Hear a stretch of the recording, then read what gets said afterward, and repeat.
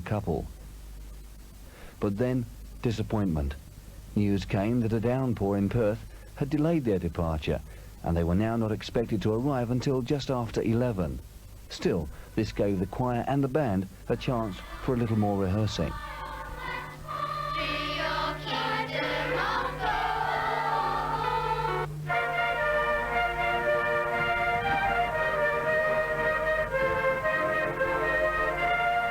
Then, a little before 11, their wait was over, and the RAAF HS748 bringing them to Bunbury touched down. There was a huge crowd waiting to greet the royal couple at the airport, but with their schedule now running about half an hour late, they were soon whisked off in a black Rolls-Royce to meet the ever-swelling numbers of children and adults alike waiting to greet them at the Oval. Commentary on the day was supplied by David Hawkes and Betty Depiazzi, and this is how they saw the royal couple arrive. I can see the rolls coming now. I can see the Princess Standard, and the children have caught their first glimpse as well. That first excited cheer goes up, and that will soon turn into a tumult, a noise of welcome, of excitement, and here it comes.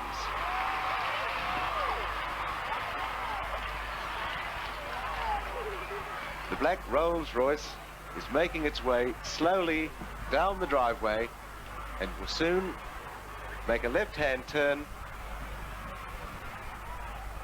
preceded by one of the security vehicles.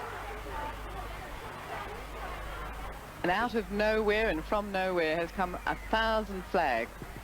There it is now, turns left, and very soon through the windows we'll get a look. There it is. Prince Charles raises his hand to wave. He's sitting on the left-hand side of the vehicle, the right-hand side, Princess Diana. I beg your pardon. Prince Charles on the right-hand side and Princess Diana on the left-hand side. I'll let the children's cheers tell the story.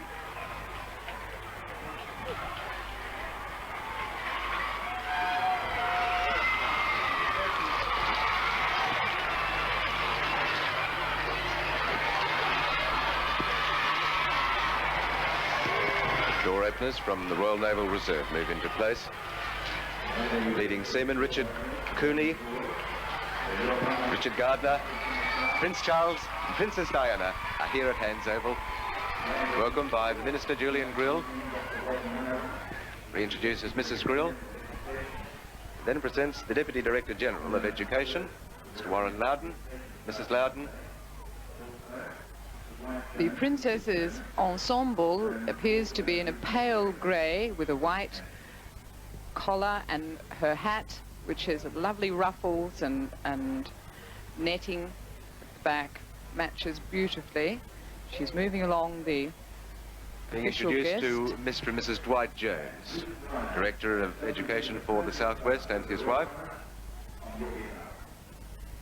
And here comes Bridget Ryan, 6-year-old, presenting her posy, and what an exciting time for Bridget. Bridget's been practicing with an empty bottle, presenting it as a bouquet. She's been practicing the bob of the knee, and her big moment has come. A little girl who has plenty of confidence and yet is not precocious. Chosen to represent all of the children of the Southwest with her presentation of the posy today. Another cheer over to the dais. During the playing of the Royal Salute, first 6 bars of the National Anthem, the Prince's personal standard will be broken, officially marking the start of this welcome.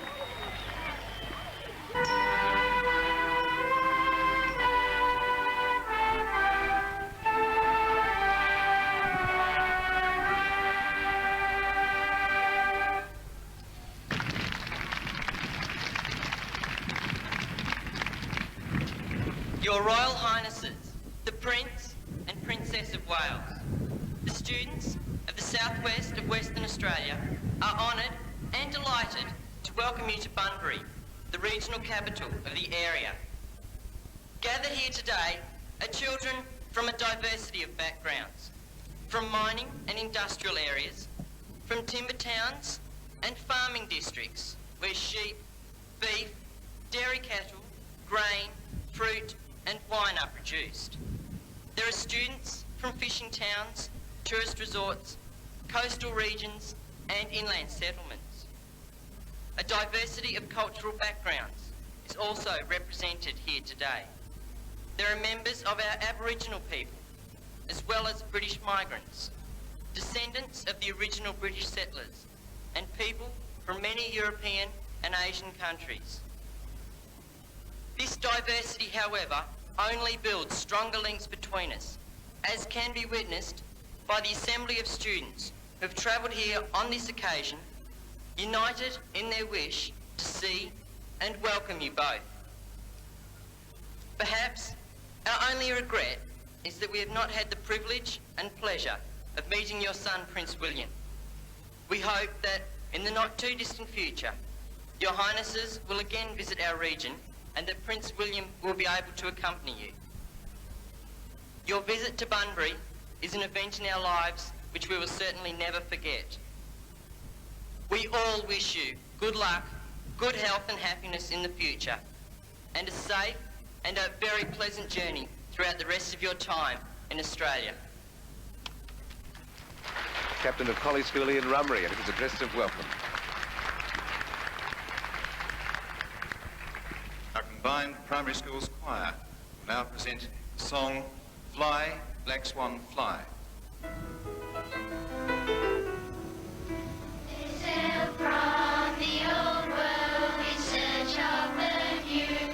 They followed the Portuguese wherever they flew. They came to a country asleep in the dawn, and there in the sunrise they saw the black swan. Fly on, black swan, to your kingdom of gold. For a million slave let the future unfold. Make cause for tomorrow and set your sights high. For Western Australia, fly, black swan, fly. Your Jagan and Sterling and Forest and Grove, your Hannon, O'Connor and Old Moondyne Joe, your history and legend, the pride of today, the sign and the symbol to show us the way. Fly on, black swan, through your kingdom of gold. For a million slave lives,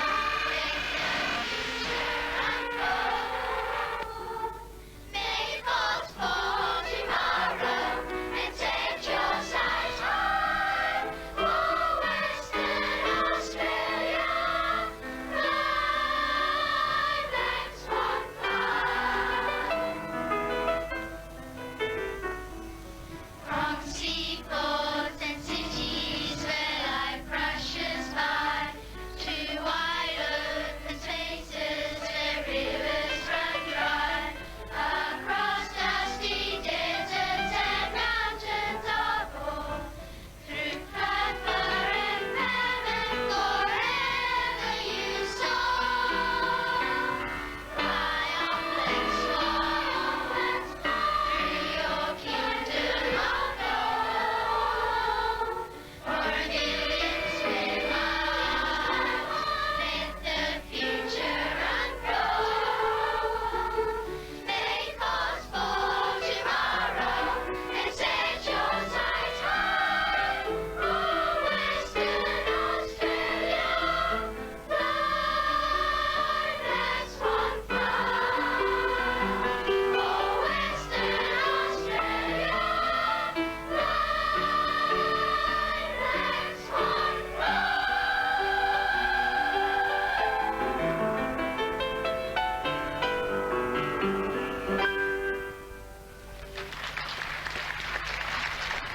Fly, black swan, fly. The sun came out during the singing Thank of you, the song, choir. Betty. Would you please be seated? Our choir today comprises 200 voices and represents 20 of our primary schools in the area here of Bunbury in Western Australia. And now the Bunbury Youth Concert Band is going to present I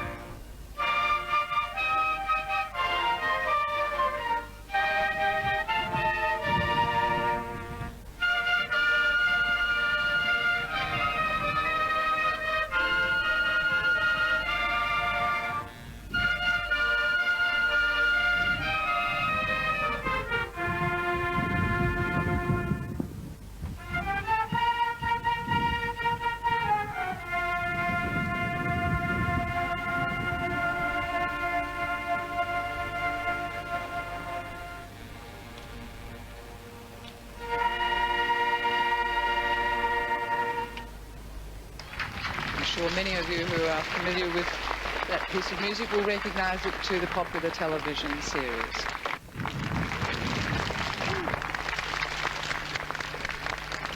Mr. Minister. Mr. Minister. Mr. Mayor, ladies and gentlemen, and boys and girls. May I thank you all on behalf of my wife and myself for such a magnificent welcome here to the Hands Oval. I know that many of you have come from a long way away and probably have driven miles in a bus since some hideous hour this morning. I know some of you have come from places like Mandurah, Augusta, Mansimup, and Pemberton, and also from Waroona, where I know there's a great deal of dairy farming taking place there. Also from Collie, where I believe there are lots of tourist attractions, apart from open-cast coal mining. And also from Harvey, where you busily irrigate the land in order to make it productive. And finally, but not least, from Donnybrook. And I had one of the Granny Smith apples thrown into the car at me as we drove here from the airport. God, my bloody bit of pity. I have taken the liberty of asking the Deputy Director of Education and the Regional Director of Education if all the teachers can have an extra day's holiday.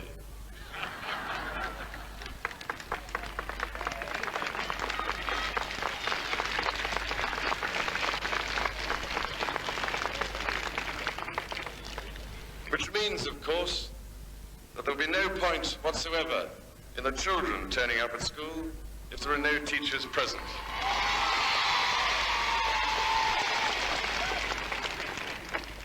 We'll both look forward to coming back on a future occasion. Thank you.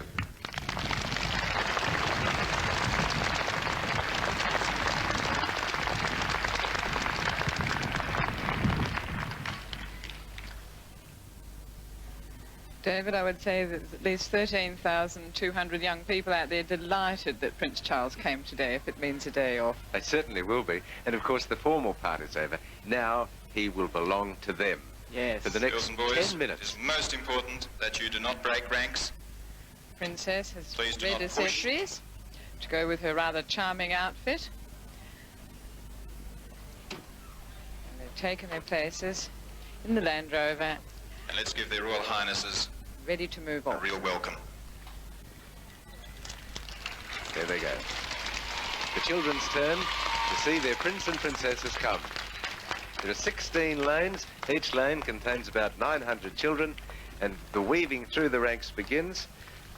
It's the children from St. Nicholas at Brunswick who are getting that first close look. Next to them, the pupils from St. Mary's Primary in Bunbury, where Bridget Ryan, the flower girl's a pupil. There's a tiny contingent of 4 from St. Edmunds in Collie. And then there'll be the kiddies from the Adam Road Primary. So it will go. There are some groups of 40, some 200. The biggest party, way at the back from Newton Moore Senior High in Bunbury, 860 of them. And preceding the Land Rover is a large contingent of press on the press vehicle. Girls and boys, let's hear you please as the royal First party aisle moves now. down. The cheers and the flags. There you can see the princess waving, flags flying. The reaction of the children is very interesting, Betty, in that they are so busy watching. They're forgetting to... They're finding it difficult to actually... There they go now. Yeah. And once it begins, I think you'll find that that will continue. But it is a bit overawing to see figures that are reserved for the television, for the film, and who are larger than life, all of a sudden in the middle of you. It's a pretty overawing thing for some of the tinier children, and some of the bigger children are finding they're gulping as well. And now the cheers are beginning. The royal couple continue their progress down through this first line. Princess has just put down her handbag, waving again. People are just reaching out for a bouquet. Flowers seem to have followed her everywhere. The floral tributes, marvellous expressions of love, affection and appreciation for being here. And it's lovely to see. From the moment she stepped off the aircraft at Perth Airport, continued all throughout her visit, brief as it may be, to Western Australia, and indeed for the 2 hours that she's scheduled to be here in Bunbury. Floral tributes. They say it with flowers, and I think there's been plenty of evidence that people who have been saying, we like you, we think you're beautiful, and we hope you'll come back again. There have been incredible numbers of flowers of all shapes and sizes and colours, not only presented to Princess Diana, and she's been in turn collecting armsful and then passing them back to her lady-in-waiting, who in turn has been passing them back to police ladies. And I saw a bouquet just thrown. Yes, thrown into the vehicle. They're in a sea of children and excited, sparkling eyes and grinning baby Prince teeth. harvesting flowers as he goes past now and passing them across to Princess Diana. There's the press vehicle turning, and the Land Rover will soon follow it round. A vehicle that's travelled only about 4,000 kilometres, even though it's over 20 years old.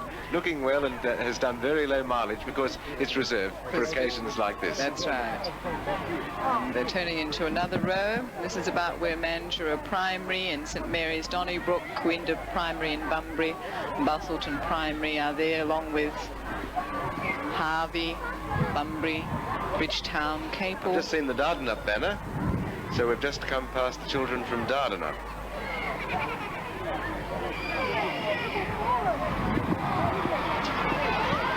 I have a letter that I'd like to share with you and with everyone at home. And it comes from, well, I'll read it. Dear David Hawkes, how are you? My name is Jodie Healy and I'm 13. I'm writing to you about the telecast as the Prince and Princess of Wales, due to be shown 10:30 on Friday. As I and many other people are fans of the Princess of Wales, we'll be going to Bunbury to try and catch a glimpse of her. Although I'm not sure we will, as thousands of other people are trying to see her as well, as you can see. So Jodie is requesting that you may be able to replay the program sometime in the future. Well, we will be, Jodie. I can tell you that next Friday evening on Golden West Television at 25 minutes past 5, we will be repeating this program so that those of you who are here will be able to join in as well. So those of you who are watching in Collie, where Jodie lives, will be able to pass on the news of the repeat, and lots of other children will be able to see how they welcome the Prince and Princess of Wales to Bunbury today. Several more bouquets of flowers have been thrust at the princess, and rather efficiently she swept them up as she's driven by. And as the numbers rise, she hands them back to her companion. I'm not quite sure who he is in the back. It's the Princess, aide-de-camp. Probably, there you are. And very soon he's been the recipient of all the I hope he doesn't suffer from hay fever, because the flowers are in abundance. The occasional flash of a camera, because it's a day that many people want to capture on their very own film. So the cameras are clicking and some of the flashlights are going off as people say, yes, I was there. This is the photograph of the Prince and Princess of Wales as they went past our school. He's becoming very adept at reaching for the flowers. In fact, bombarded it on occasions.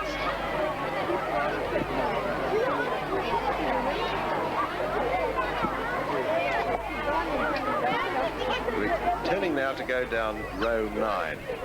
They'll be seeing the children from Boyup Brook,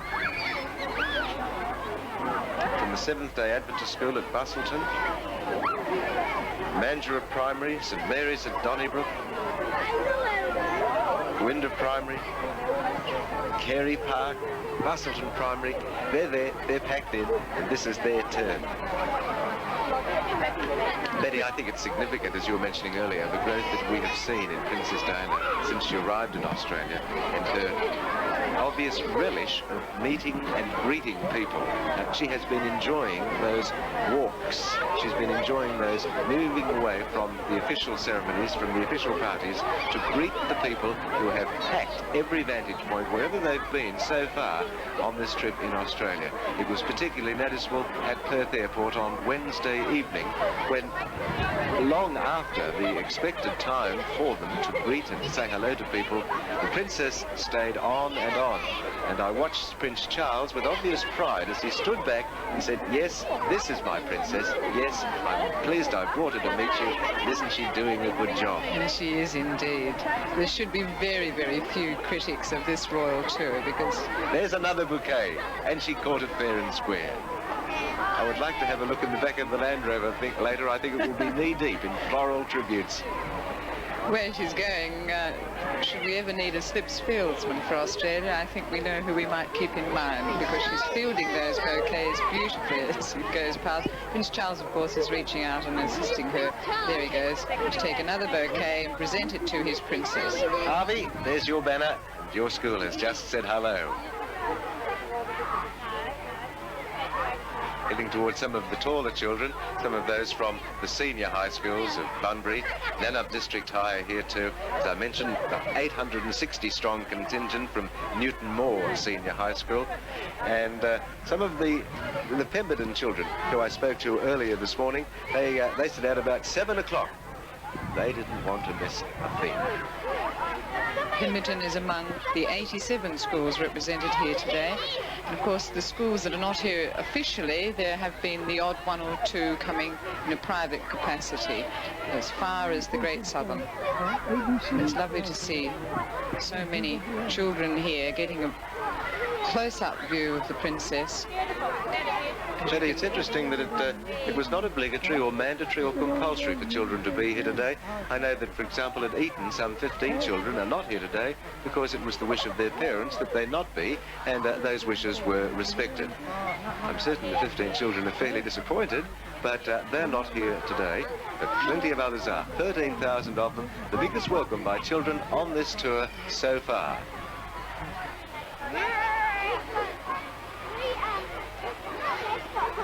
It's interesting that Princess is again without her white gloves. It's been something we've commented on, along with the fact that she didn't wear stockings yesterday.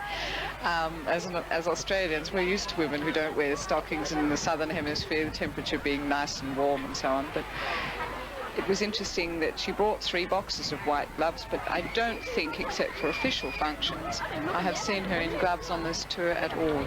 No, it's interesting, as you say, to see that, because all of the ladies who are there to meet her are all wearing gloves, because they know that her mother-in-law wears gloves and that her auntie wears gloves, and that the other members of the royal family, who are females, all wear their gloves. Princess Diana is obviously very much her own woman, and she is elected not to wear them. I think, David, she shows this too when she reaches down to young people, because she's so tall and lovely and slim. She towers over children, but I've noticed that she is prepared to squat down and be on eye level with children, and this probably comes back from her nursery days.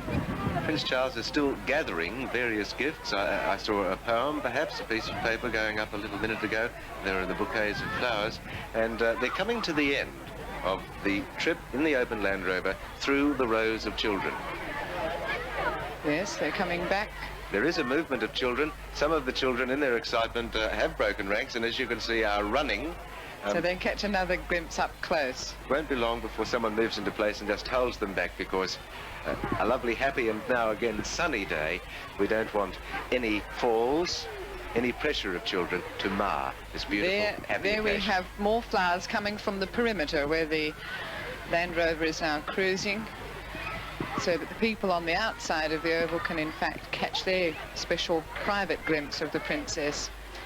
and her husband.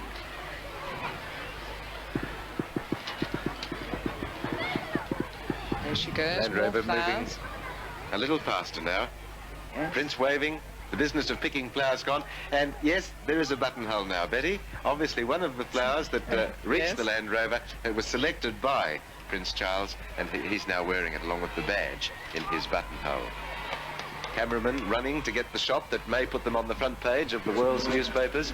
Princess Diana is in fact the biggest seller of magazines. Her photo on the cover guarantees thousands of extra copies of that magazine will be sold. Down here at the front of the gathering again, a very happy Princess Diana and Prince Charles receiving this wonderful cheer. The royal couple are preparing to leave the Oval. Another little lass has rushed forward with Posy. And that's how it was on April the 8th, 1983. The Prince and Princess of Wales here in the southwest. From Hands Memorial Oval, the royal couple drove into the city centre for a reception at the council offices, where hundreds of people were again waiting to greet them. After meeting many of the city's